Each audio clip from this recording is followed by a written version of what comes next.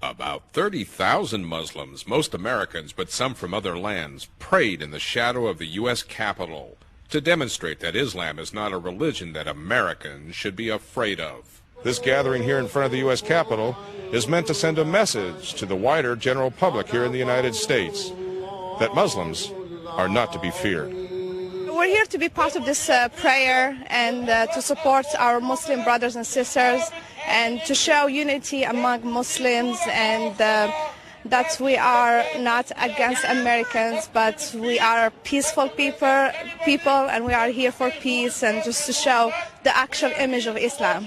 Speakers exhorted the crowd to be proud of being Muslim American and brush off the insults and misunderstandings by their fellow Americans as confusion, not animosity. The Bible makes it very clear that Not far away, a group of Christians was shouting taunts and invective, most of them ignored by the large Muslim gathering. There was no violence or clashes. We're not here today to Islamicize America like we've been accused of. We're just here to share our faith and practice it openly.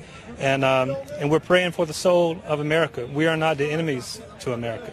This is our country. Why would we be the enemies to our own country? We want our country to do well. It's fear of someone who doesn't look like yourself, said this Australian Muslim psychiatrist attending the Muslim Prayer for Peace event, that drives average Americans to have feelings of hostility to their fellow Americans who have adopted the Muslim faith. Fear is a huge part of it. So underlying this is a fear amongst American Muslims that they're looked down upon, that they're not seen as part of the broader American community. But then on the other side of the street, we have another kind of fear, a fear of the other, a fear of a kind of invasion, if you like. And in recent years, Muslims have essentially symbolized the other.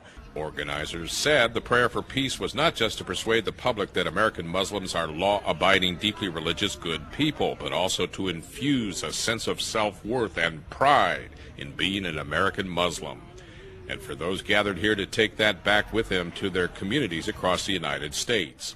Speaking for the estimated 6 million Americans who call themselves Muslim, several participants said they hope the pictures of American Muslims peacefully praying in front of America's symbol of democracy will convey a signal that American Muslims should be accepted as part of a wider American multicultural population.